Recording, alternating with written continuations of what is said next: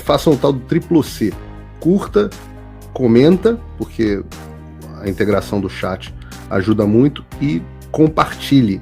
Você pode fazer essas 3 coisas que ajudam o algoritmo a aparecer. Mas eu não estou brincando não, pessoal. Dá uma paradinha agora de 1 segundo e clica no joinha, que às vezes essa pessoa já está acostumada a ouvir isso. Não, é importante que você faça isso, porque se você não fizer, inclusive atrapalha o vídeo. Parece que o vídeo é menos relevante.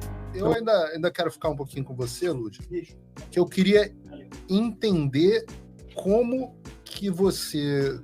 O que você alegou a respeito do seu asilo? Porque você contou a perseguição, digamos assim, administrativa dentro do Poder Judiciário, na sua função, e como é que você... O que você alegou para a questão do teu processo de asilo e como é que isso se conecta com o nosso imperador líder máximo? Salve, salve. Olha, o meu processo de asilo tem uma série de capítulos. Assim, eu narrei simplesmente tudo. Eu fiz um histórico de tudo que aconteceu e juntei documentos, inclusive o relatório lá do GSI e do TJMG. É um dos documentos que fundamenta o meu pedido. Juntei o documento e juntei a negativa dos desembargadores. Então, assim, aquilo ali, para qualquer pessoa que você fala aqui, não, peraí, por que eles negaram? Quer dizer, eles estão te jogando para ser morta? Para ir trabalhar no fórum e ser morta? Então, assim, até os meus advogados falaram, olha, o caso de asilo, assim, com a maior quantidade, assim, de provas e documentos, um processo riquíssimo. Muita matéria lá também. Olha, uma série de coisas. Então, eu faço toda a narrativa.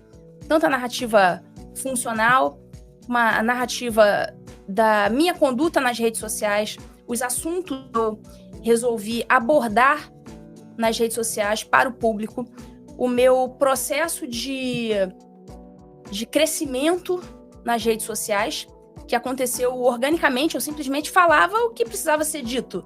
Então, não foi, eu vou criar aqui, porque eu quero ser famosinha. Eu simplesmente não fiz esforço nenhum. Não tinha disparo em massa financiado pelo governo federal, não? Não tinha. Pois é, cara. Não tinha disparo em massa. Isso? E também não tinha choquei. Não tinha choquei? Não tinha choquei. Não funciona. Falando em choquei, esse episódio da negativa do trabalho por videoconferência, eu consigo fazer um paralelo com a responsabilidade da choquei. Porque a choquei, sabendo de uma circunstância que colocava aquela mocinha em risco, persistiu naquele comportamento. Faz um paralelo com o comportamento que teve na Justiça de Minas Gerais. Sabendo de uma circunstância pretérita que me colocava numa situação de risco extremo, eles persistiram naquele comportamento e negaram o meu trabalho telepresencial. Eles já sabiam e eles persistiram. Então pode ser que se eu tivesse me dobrado a eles e tivesse ido igual uma cordeirinha, assim, fazendo um... Não sei se você consegue enxergar um paralelo. Não, entendi, claro. É uma negligência dolosa, né? Proposital, assim, o cara, ele deixa de te dar o que você tem que ter, ou persiste nas notícias falsas, em cada um dos casos, sabendo as consequências potenciais, né, inclusive de risco de vida para as pessoas, que tem a ver com um pouco de desumanização, né? O sujeito entra na forma de ele não consegue mais enxergar a pessoa que está do outro lado, que pensa diferente dele, como ser humano, né? E se assemelha muito também ao Instituto do Dolo Eventual no direito penal.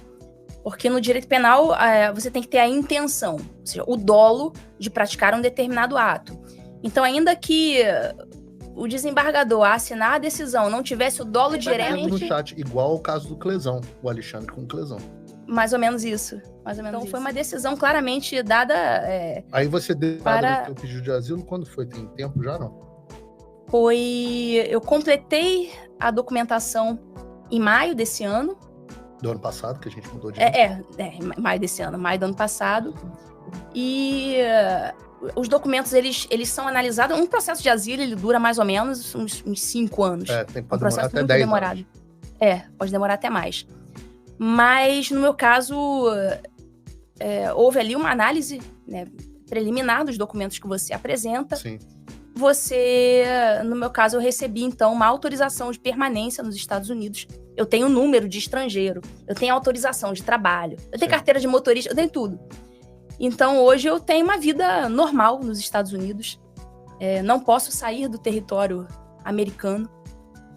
Estou sob proteção dos Estados Unidos. Então, e a gente conversou muito sobre isso, né, Lud? Antes até, durante o caminhar do seu processo, a respeito de que existiam outras alternativas de visto para você além do asilo, né? Porque eu, por exemplo, meu green card já ia tocar foi nesse tirado assunto. por habilidades extraordinárias. O seu, eu tenho certeza que você também, por ter chegado, habilidades especiais, habilidades extraordinárias, existia uma gama de vistos que te dariam a oportunidade de permanência nos Estados Unidos. Sendo que o asilo, e eu também acabei entrando com o processo de asilo, no meu caso, uma proteção extra, mas o asilo, ele gera uma série de restrições. Então não é, ai, que oba-oba, nossa, que maravilha, foi morar nos Estados Unidos. Vai viver o American Dream. Vai viver o American Dream. Não, o asilo te impõe uma série de restrições, inclusive você se tornar quase que um prisioneiro dentro dos Estados Unidos, não poder voltar depois à sua pátria, né, durante um bom tempo. Então, o que te fez tomar essa... Eu sei a resposta, mas o que te fez tomar a decisão? Porque eu te desencorajei, né? Eu cheguei a falar, não, Lud, não pede o asilo, não. Pede isso, pede aquilo, pede aquele outro visto. E você, não, eu vou pedir o asilo. Por quê? Então, havia vários outros vistos de permanência nos Estados Unidos que eram possíveis, no meu caso. Até conversando com a advogada de imigração, ela falou, olha, se você pegar aqueles vistos B1, B2, habilidades extraordinárias, habilidades especiais, ela até fez comigo uma sequência de 10 perguntas, e caso eu preenchesse 3 requisitos de 10, eu teria direito ao visto de habilidades especiais. Extraordinárias, né? Enfim, eu sei que desses 10 eu preenchia 7. Ela falou, olha, você consegue rapidamente esse green card de habilidades extraordinárias. Que foi como eu vim, o Constantino também. Pois mesmo visto. E o habilidades extraordinárias, se você quiser voltar para o seu país, visitar, você pode, você tem uma flexibilidade e tudo mais, mas eu falei, eu quero o meu visto de asilo, porque eu não vim para os Estados Unidos viver o American Dream. Eu não vim aqui, porque o pessoal vai falar, se aposentou e foi morar nos Estados Unidos. Não, senhor, me aposentei e fui morar, não. Eu vim morar e me aposentei depois. Sim, diferente do nosso caso. Me aposentaram. Que o Constantino acho que entrou com o processo dele também, mais ou menos na mesma época que eu. A gente entrou com o nosso crime em 2017.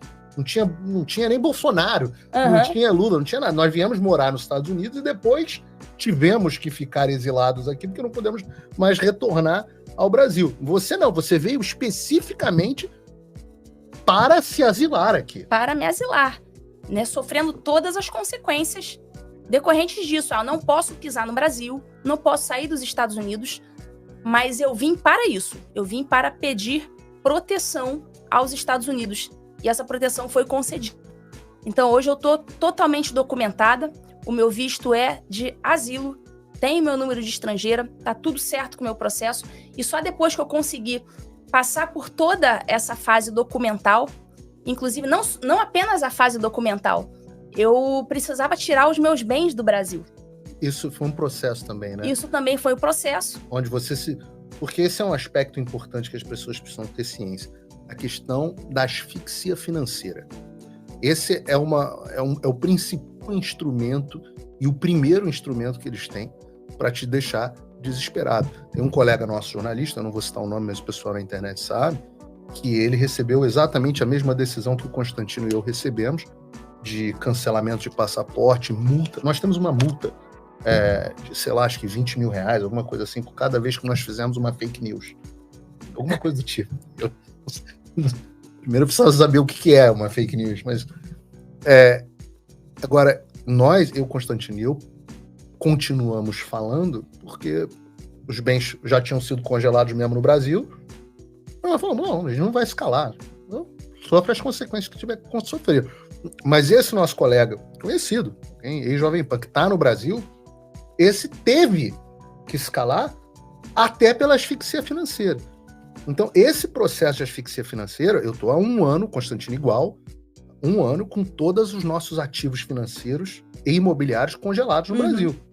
Eu não posso vender de fundo de investimento que eu tenho bastante recurso no Brasil, a maior parte dos meus recursos, inclusive, ainda estão no Brasil, que não são coisas fáceis de tirar, e eles sabem disso, e eles asfixiam financeiramente. Então, antes de você revelar, fazer essa revelação ao público, você tomou a decisão de, por prudência, se livrar, né?